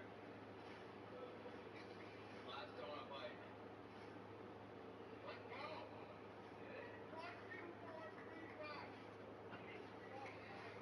I'm winning this shit this year. This is the 2-4-6-8 fantasy football punishment. I gotta run 2 miles, eat 4 slices of pizza, drink 6 beers, and eat 8 donuts. And I have 90 minutes to do it, or I get the last pick in this year's draft.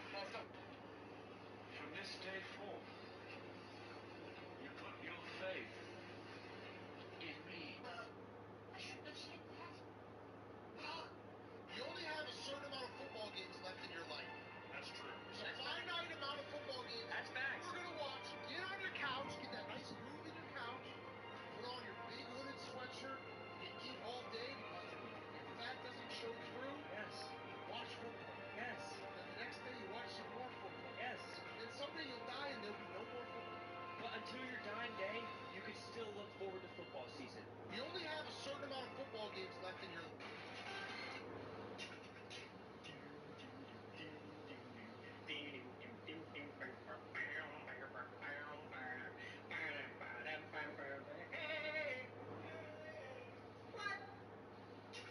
My only thing with Harry Potter, this is my only issue with it. They go to the school and they get classes like defense against the dark arts and potions and divination. But they should be taking like math also, right? Why are there no math teachers at Hogwarts? Or history or geography? They're getting tested on care of magical creatures. Never heard of the Holocaust. It's important information, I think.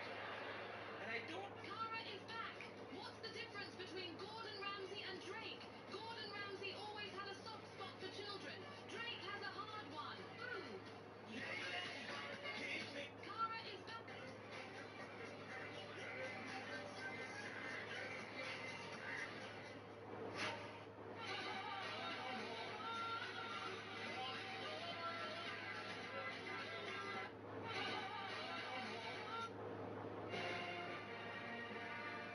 Get up, cocksuckers, it's all over. Listen, we had a rough couple of months. Get up, cocksuckers, it's all over. Listen, we had a rough couple of months. I need your help. I can't tell you what it is. You can never ask me about it later, and I'm gonna hurt some people. Whose gun are we gonna take? I need your help.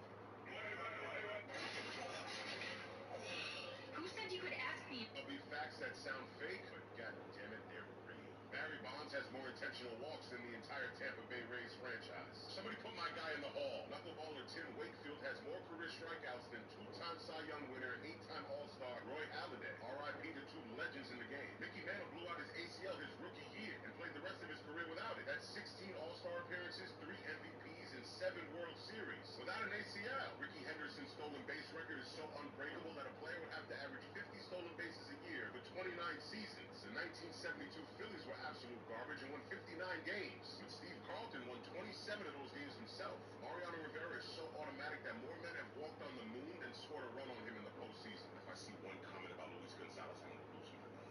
Nick Castellanos has the record for most games played without an error at 407 games. And finally, Willie Mays played 23 seasons but was a 24-time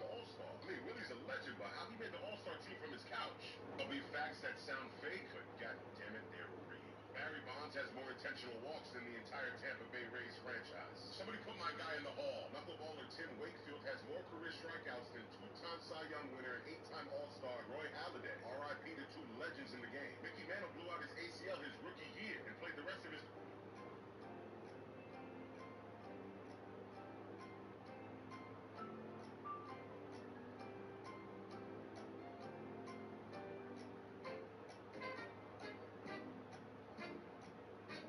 Okay, now we can pay. Why did we have to wait so long? I don't know. Ask Jerry. Fine. Jerry, why does this franchise have equally bad time and money management skills? Read the sign. Yeah, I know. It says wait till the last possible second to sign your star players. My question is why? Pretty sure I wrote it when I was drunk one night, but I'll be damned if I go back on my own word. You're so smart, Jerry. Thank you, Jerry. You're welcome, Jerry. Do I really want to sign this contract to stay here another 4 years? Oh, am I getting this is so much money? Thanks, Jerry. You're welcome, baby. It's CD. As long as you keep scoring TDs, I don't care what section of the alphabet you identify as. Okay.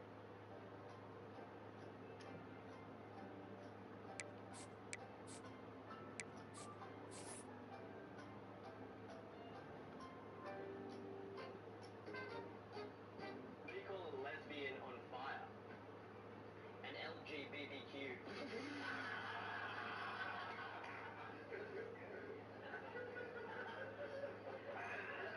I'm back, baby. What's a racist's favorite porn site? What? Everyone thinks I'm goddamn racist. There's a few, actually. You must be familiar with OnlyClans. How do you spell it? It's not www. It's kkk. I shaved my pubes into a Hitler mustache. I call my penis the dictator. What do you call a lesbian on fire? If you're sitting there going, Taylor, you should be grateful. I miss my 20s. No, you don't. What you miss is a time in your life where you didn't have a lot of responsibilities because nobody expected anything from you. But do you remember why nobody expected anything from you? Because you sucked. That's what everybody forgets about your 20s. You were garbage. Thinner garbage, but you were garbage. You have no intuition, no instincts, you can't make decisions, only mistakes. That's why you're thin in your 20s. You don't have a gut to listen to yet. There's no mystic bad feeling under your ribs going, hey, maybe don't date a DJ again. Nobody expects me to do shit right. I'm like, what can I bring to the potluck, Nana? She's like, napkins, can you handle that? Dry ones this time. And if they say Starbucks on them, I swear to God, Taylor, go to a Dollar Tree. Stop ruining Easter. If you're sitting there going, Taylor, you should be grateful. I miss my 20s. No, you don't. What you miss is a time in your life where you didn't have a lot of responsibilities because nobody expected anything from you. But do you remember why nobody expected anything from you? Because you sucked. That's what everybody forgets about your 20s. You were garbage. Thinner garbage, but you were garbage. You have no intuition, no instincts, you can't make decisions, only mistakes. That's why you're thin in your 20s. You don't have a gut to listen to yet.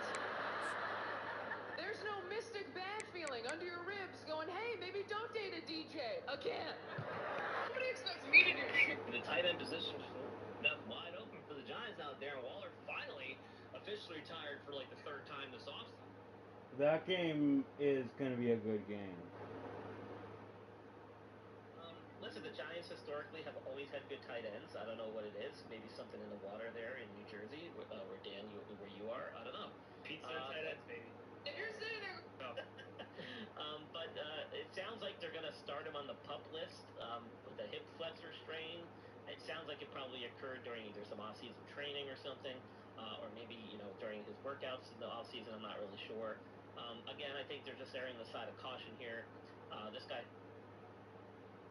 Brees Hall, Jamar Chase, Brian Robinson, Mark Andrews, Trey McBride, Dalton Kincaid, going down tight end route, Tyreek Hill, Chase Brown, Tony Pollard, Jaden Daniels, Trevor Lawrence, Tua Tagovailoa, Dontavian Wicks, Christian Watson, Darnell Mooney. This is hard. Chase Brown.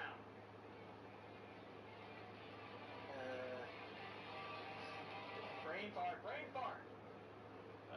Man, this is all I can think of. Embarrassing. Pat Fryermuth. Jalen Warren. Joe Burrow. T. Higgins. Josh Palmer. Matt McConkey. Brian Thomas. Brees Hall. Jamar Chase. Brian Robinson. Mark Andrews. Trey McBride. Dalton Kincaid. Going down tight end route. I'm so out on DeAndre Swift. And I love that everybody has a huge upside. They're excited about what he can do. It's a feeling of excitement and energy to get here into the season. There's a little bit of, I'm not going to say impending doom, but we're like, oh dear, here comes the grind. It's coming, baby. But, I mean, overall, man, I'm ready for it because we've been talking about all these players and situations and what could happen. I want to see it all unfold. I want to see how much we get right, how many of these situations go sideways, and how many players step up. It really takes the pressure off in season because the NFL determines our storylines and we just kind of react to what's going on, and the rhythm of a weekly NFL schedule is just a lot more straightforward. So it is in a sense kind of relaxing, but hello everybody, welcome into the Fantasy Pros Football Podcast. I'm Ryan Morley, joined today by Andrew Erickson and Pat Fitzmaurice. Let's go to that next tier, tier 2. It's 5 through 9, and it's C.J. Stroud, Anthony Richardson, Joe Burrow, Dak Prescott, and Kyler Murray. Again, that's Stroud, Richardson, Burrow, Dak, and Kyler. First of all, Fitz, you said that you have Hurts, down in this tier. Did you have anybody in this tier up in tier 1, or did you just have a tier of 3 at the top? A tier of 3 at the top, but I've got Hurts behind Richardson and Stroud. Okay. Erickson, did you have any of these guys in tier 1, or is this all tier 2 for you? It's all tier 2 for me. Okay.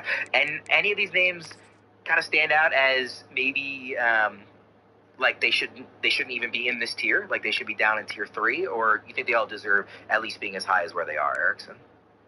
I think that they're all deserved to be tier 2. I was kind of looking at it versus my rankings, and it's pretty much the same guys. So, I think that this is right. It's interesting, though, because I think that this tier is not, it's not an exact round, right? This tier is kind of goes beyond rounds 4 to round 6, 7, 8 potentially. So even though they're in the same tier, the market's not really viewing them as that because they go several rounds apart. Whereas in the elite tier, the top 4 guys, those guys all go basically into round 2, round 3. That's where they basically are always being drafted. Some of these best ball drafts and some of the ECR rankings. So for me, what kind of stands out is I just think CJ Stroud is, again, I don't want to say he's I think he's just overvalued here. Why would I draft CJ Stroud in round 4 based on solely his passing efficiency because he's not a rushing quarterback, even though he can move. He did not rush at all last year, and you have these other guys behind him that, okay, Andy Richardson, he runs for Joe Burrow. Are we just hoping that CJ Stroud just does what Joe Burrow has done and average over 20 points per game? That's something Stroud didn't even do last year. As good as he was as a rookie, he did not impress over 20 fantasy points per game last year. And that's a big hurdle you have to get over because if you're not getting that type of threshold, then what are you really doing? How are you separating? You obviously get these massive spike weeks, but again, he has to then deliver with all these expectations of him going as the highest. So I just think that's I'll stick Burrow 2 rounds later. I feel like I can get 80%, 90%, if not the exact equivalent type of production from Joe Burrow at a later cost than CJ Stroud. So again, my point at the top, I'm looking for value for quarterback. These guys touch the ball in every single play. It's harder to find potentially, here's a stick. No, they all touch the ball a lot. So I just like going for value here. I think that there are better values at the end of this tier, especially my favorite's probably Kyler Murray because he adds the rushing and he has passing upside now that his offense has improved. Drafting Marvin Harrison, they got Trey McBride. So I think Kyler Murray's actually probably my favorite guy, but I agree everyone should be in this tier. So I was not with you with your Stroud Burrow comparison. I am with you on Kyler. Kyler to me is the kind of standout value here at QB9. I think we're kind of underrating that he's another year removed from the injury, that he added one of the best wide receiver prospects ever, another year from Trey McBride. I'm really excited about Kyler this year, where he's going, and I think it's a better value than where Stroud is. I'm still very high on Stroud this year. I mean, we've talked a lot about how to to kind of parse through the wide receivers in that offense. Is it going to be Diggs? Is he have to make the big trade? Full season Tank Dell, who was like earning a lot of targets, even having Nico Collins when he was healthy. Nico Collins is also still really good. They managed to keep the offensive play caller. Like, I'm really high on Stroud, and I actually much prefer Stroud over Burrow. The wrist injury stuff and all the news about like how no quarterback has ever dealt with this, and I think I heard somebody say the other day, like he's still like talking about like having good days and bad days. Like that is a concern. If Burrow has been banged up in other areas, at the start of the season, August.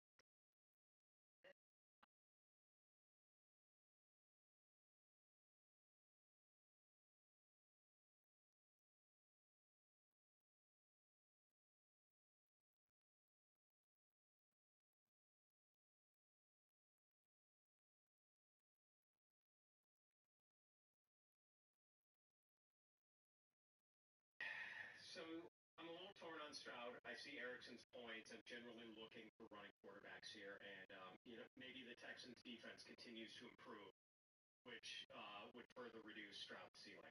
Maybe now that they've got probably a better single running threat than they had with any of their backs last year, Joe Mixon, that cuts into Stroud's ceiling. I mean, I'd rather have Richards than Stroud. I don't think that.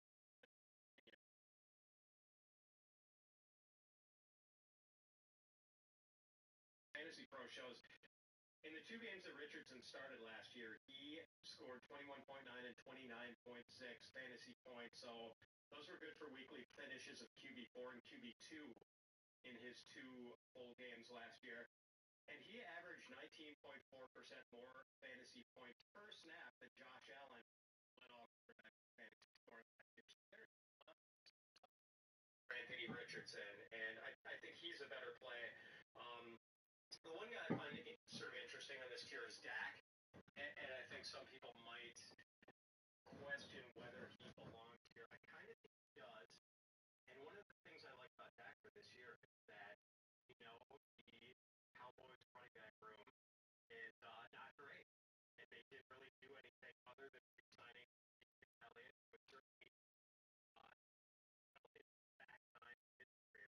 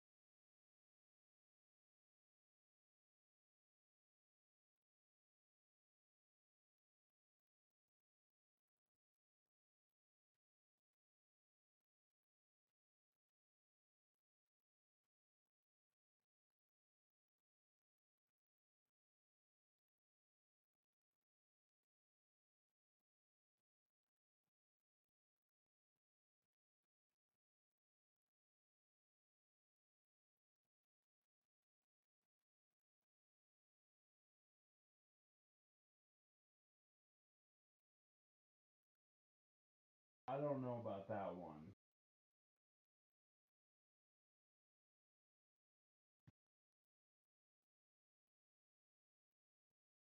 Nine seems like a lot, to be honest.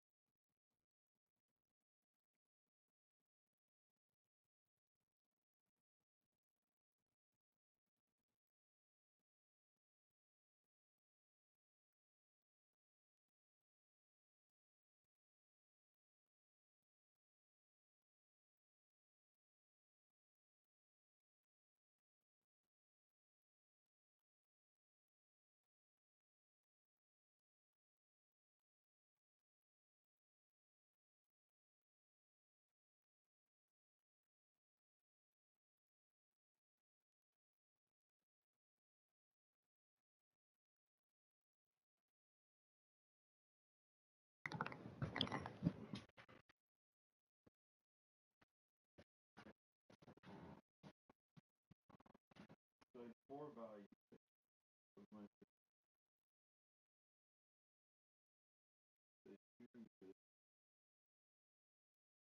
one.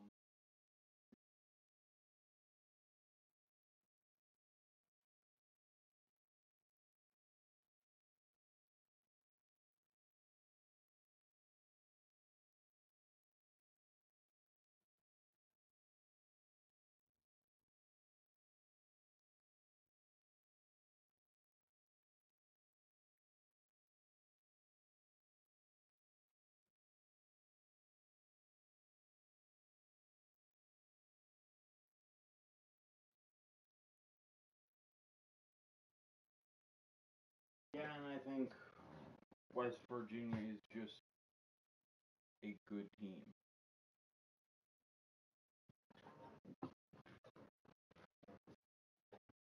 And it's going to be at West Virginia.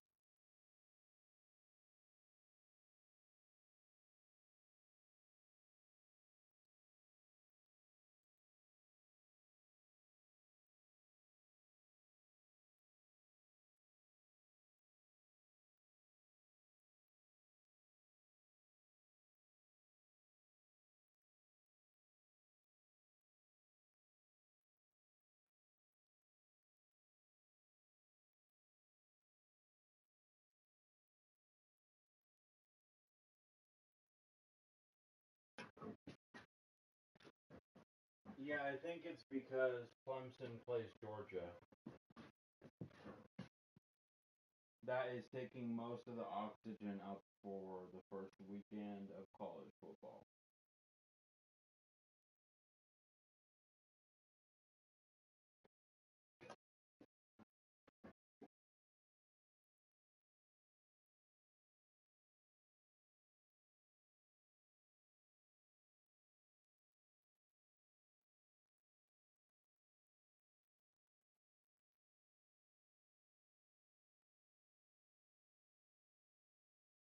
Oh yeah, it just bleeds into the background.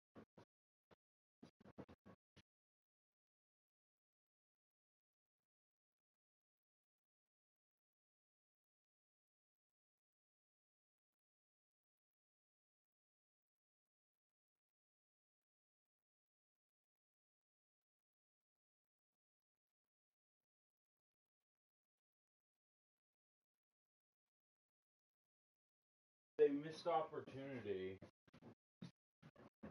that those games are at the same time. They should have been staggered.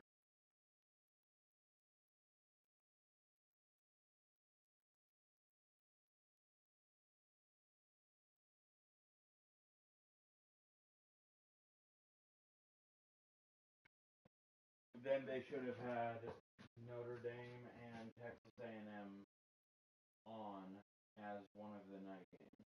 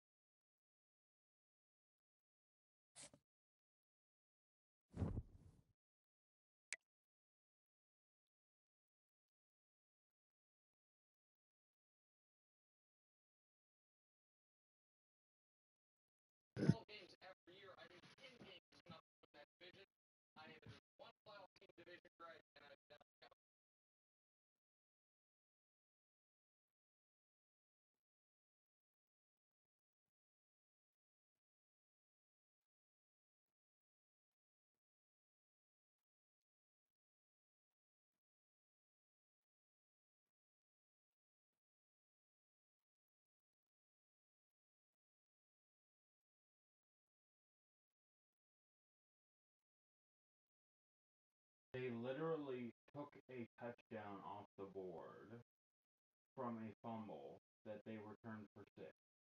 Otherwise, the score would have been worse against the Eagles.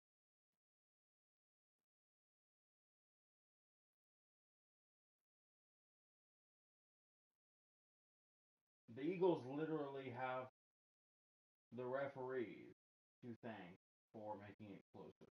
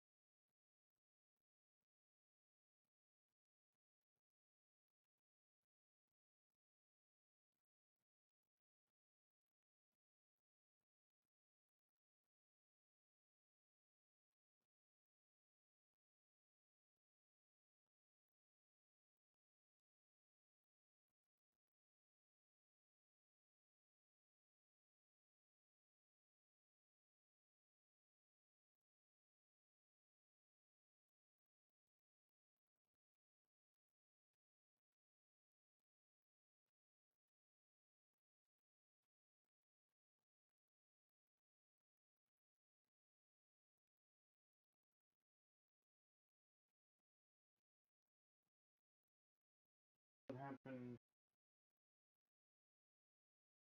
QB5 last year, QB for people who Joe Flacco off the list for the minimum number of games he had. Like I absolutely think justify Dak on this tier, and I think it's going to be a good value because I think there will be drafts where he slides to like QB10, QB11. I think you're probably right about Dak. What follow up? He strikes me as a type of quarterback that is going to creep up rankings and ADP throughout the summer as people just like get really enamored with the upside, and like perhaps rightfully so. I'm not even saying that as a negative thing. I just think it's going to happen. He's already, QB6, so he's pretty high. Besides the injury question mark of he got banged up, multiple times in those first 4 career games. That was all. I mean, yeah, probably.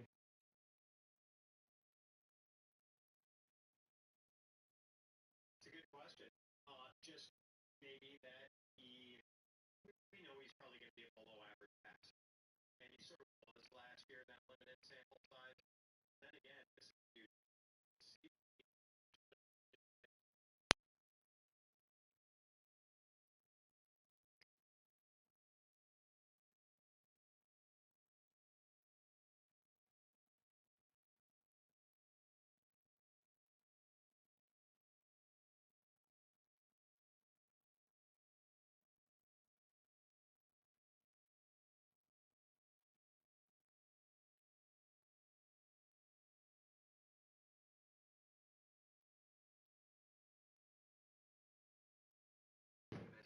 Quarterback, you're going to say, like, listen, we're playing this out as if he's going to be healthy. And if he's healthy, guaranteed he plays 15 games this season. I don't see any way he's not quarterback. I think the rush is just too good. And I think he'll improve the faster enough, just 4 reps. It's going to be, a quarterback from it's going to be a rush quarterback.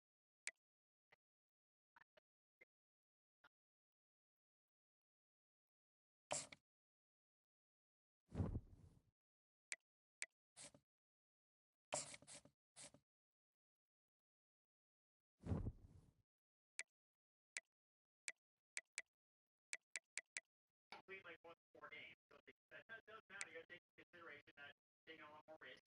So, but look up, take the whole box of like what it looks like. Build the QB1 stand lab, look against Richardson. Draft. Richardson is the ultimate, like, I'm not trying to finish 4th place in this league. And that's the good thing with Richardson too is like he can break fantasy, which is why he's ranked here. You're buying the projection, but confident because we see rushing production that carries over much more stickier year than something like past. So draft high, you're betting touchdown.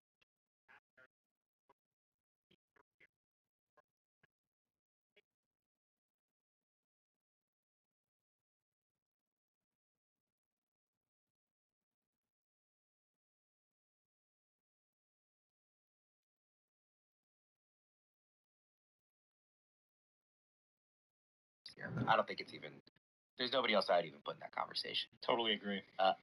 Yeah. All right, let's move on. But first, I want to talk about DraftKings Sportsbook. The NFL Draft is behind.